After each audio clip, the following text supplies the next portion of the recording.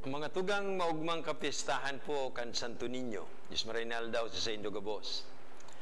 Digdi po sa Pilipinas, sa kada ikatulong Domingo kan Enero, siniselebrar ta po ining magayuno na espesyal unikong kapistahan na digdi lang sa Satuya sa Pilipinas siniselebrar. Inulita dahil man po ning ibang mga lugar except siguro po sa Prague, sa Czech Republic, itong ang The Child Jesus of Prague na arog kan Santo Niño nyato deng iba na igwa ning arog kay ning debosyon na igwa kita digdi sa Pilipinas sa Santo Niño.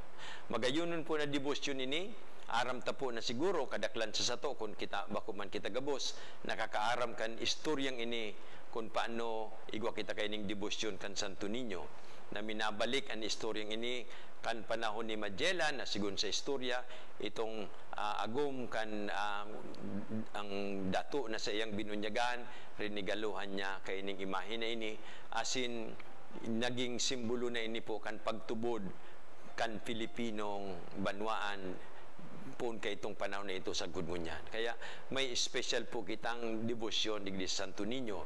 Naobserbaran ko po, asin kamo siguro, mag-uuyo na, haros maski sain kita magduman, yaon sa mga tindahan, sa mga harong, sa mga kung sain-sain na ano dyan, lugar, sa mga istasyon kan bus kun minsan, igwa dyan yung mga arong kayan, mga pawn shop, sa mga gabos, yaon dyan ang Santo Niño, sa satong mga pitaka o mga bulsa, nagigirumduman ko sa kuyang tugang kay ito kan primero siyang magduman sa Estados Unidos an saro sa mga pigngalasan kay itong immigration officer dumantakan pig kakapkapan siya pig interview na siya duman sa kuyan immigration sa US ito nahiling itong may daradara siyang itong anong ini garong murumunyi ka sa mata kay itong immigration officer itong sa Niño Jesus na daradara niya sabi niya ito ang nagtabang sa sakuya tanganing makalaog ako sa Estados Unidos sa itong panahon siguro dahil siya nakasiguro kung talagang makakalaog siya duman tapasiring siya duman tanganing mamitan sa iyang agum na nainot na sa iya.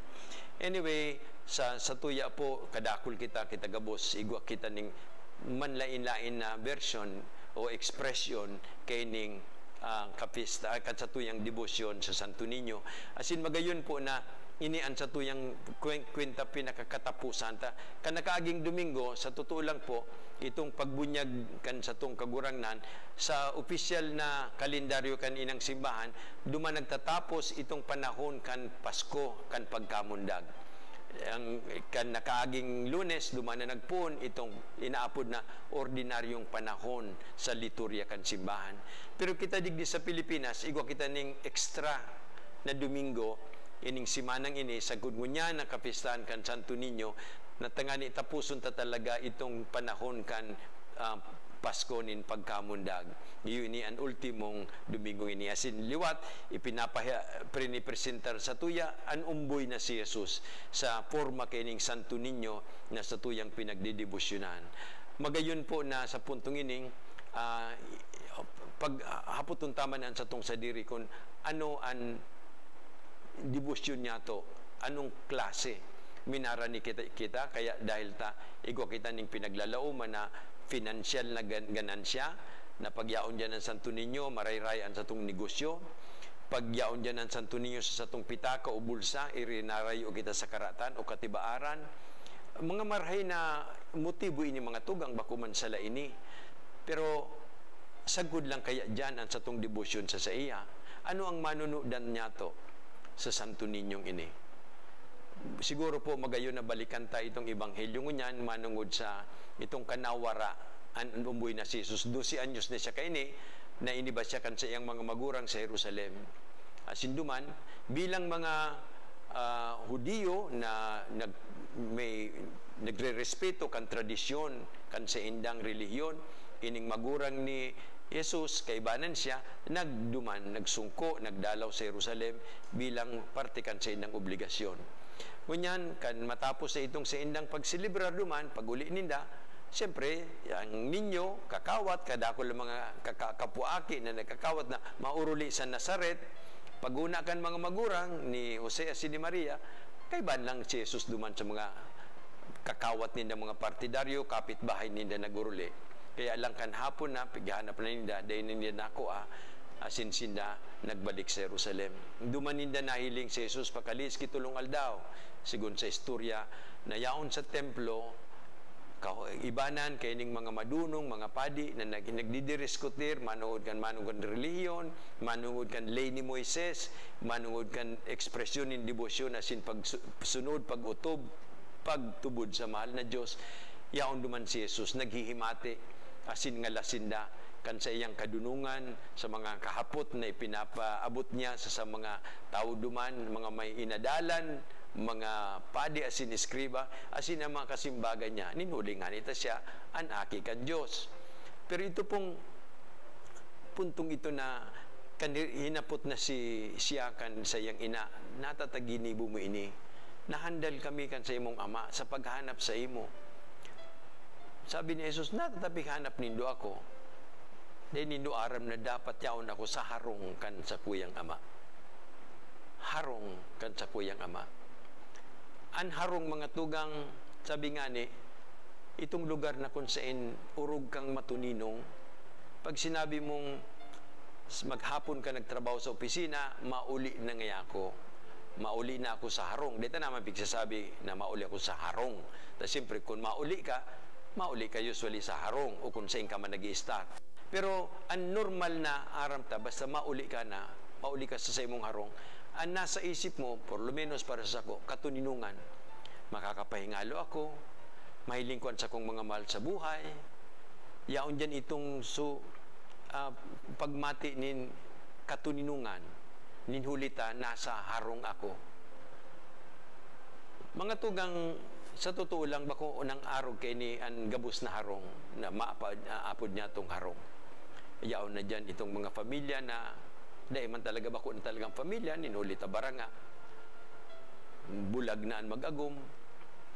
Mga harong na dahil nakamati, nintunay na harong, ninhulitaan mga aki, nagdadarakula, bako man sa indang mga magurang, taan mga magurang ninda, nasa ibang banwa, nagtatrabaho, OFWs, araw kaya nasa iningkargar sa indang mga tiyo-tiya, mga lula-lulo, o harong na daining katuninungan ninhulita, dai nagtalubo sa pagmiridbidan, sa pagrespeto, asin pagkaminuotan, itong nabubuhay sa dagit, sa iriwal, na daing pakilabot sa kada saro.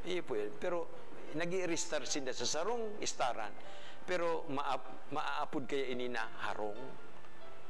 Masasabi kay iti na sarong, this is a home. Sabi nga ni ining sarong awit, a home is not a home, a house is not a home when there's no one there to make you feel comfortable, accepted, and loved. Mga tugang, iyo ini ang dinumanan ni Jesus. Iyo ini ang rason kung natata si Jesus, komportabling maray, duman, maski tulong aldaw siya, 5 aldaw siya, yaon duman sa templo, ninulitan nasa harong siya kan sa iyang ama. Data na po pagkaputong paano siya nagkaon, saan siya nagkaturog, pero itong sitwasyon na ito, nayaon siya dumanin, hulita, at home siya sa iyang ama. Lugod iyo man po ini ang paghinguhan niya to sa satong mga harong. Nan sa tuyang mga aki mauli dahil ta harong ninda ini. An sa imong esposo excited na makauli ta, mahihiling ka. Mahihiling an sa iyang namumutan, mahiling niya an sa iyang pamilya, asin matuninong na makakamati siya, nasararo sinda. Iyo ini ang harong na minamaut niya to, bako po. Kung daiman ini sangunyan, hagadon ta sa mahal na Diyos. Hagadon ta sa Sagrada Familia, sinilibrar ta po ini ang sa inang kapistahan, kanakaaging kanpit sa 29, kanpiglan sartaman itong Jubilee Year of Hope, kapistahan man ito kan Sagrada Familia. Iyon ni ang harong ni Jesus. Iyon ni ang harong na pinagtalubuan kaning ninyong ini.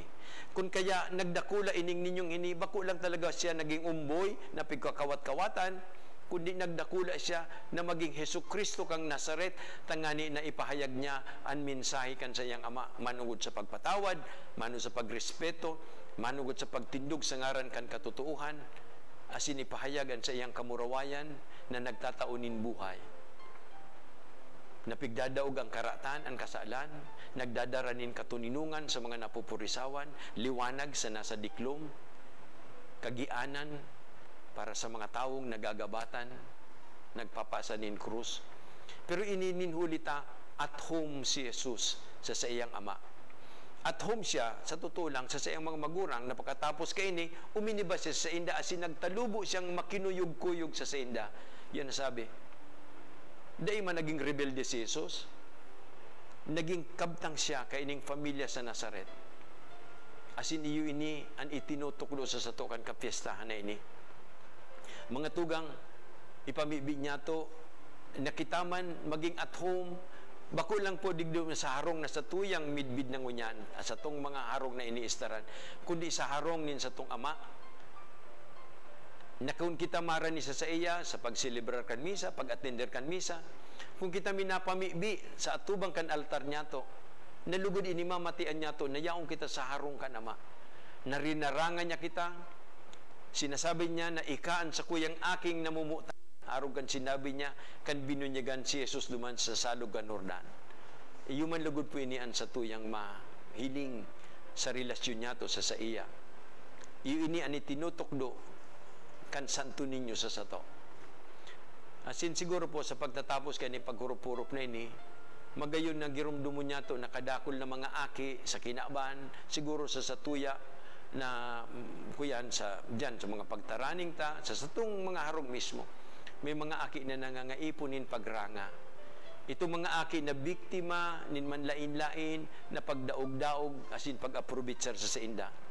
Dahil sa gutom, sina biktima nin rape o incest mismo. Ginagamit, pigpo-prostitute kan iba, mga saradit na aki, ginagamit na mga aki na daining padumanan dahil ta nakalubog sa kadukaan ang sa indang mga magurang. Mga aki na daining permanenteng padudumanan ta permi na lang nagdudulag dahil nasa gira ang sa indang banwaan. Ipamibita po ang mga aki. Idulutaan sa indang mga buhay sa Santo Niño, tanganing rangahon sinda. Tawan manin kaugmahan, urog na sa indang pagdakula, asin mamidbidan ang kinaban, sarong harong ninhulitaan Diyos, uya digdi, nakikisumaro sa sato. Bendisyonan po kita kan sa tong kagurangnan, maray na aldaw sa indagubos.